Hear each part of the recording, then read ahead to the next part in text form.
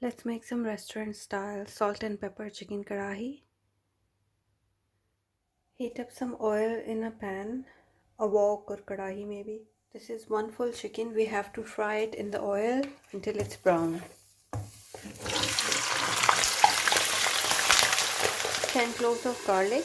Blend it with half cup of water. This is how your chicken should look like once it's fried. You have to fry it until it's this brown.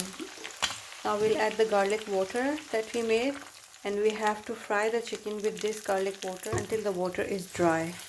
About 3 to 4 green chilies as well, and keep frying it.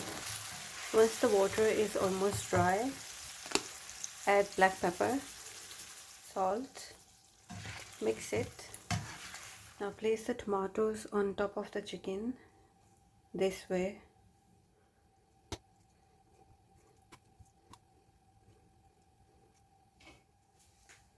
Cover and cook for 10 minutes. After 10 minutes, open it, take the tomato skins off. Now crush the tomatoes and cook this on high heat for about 5 to 6 minutes.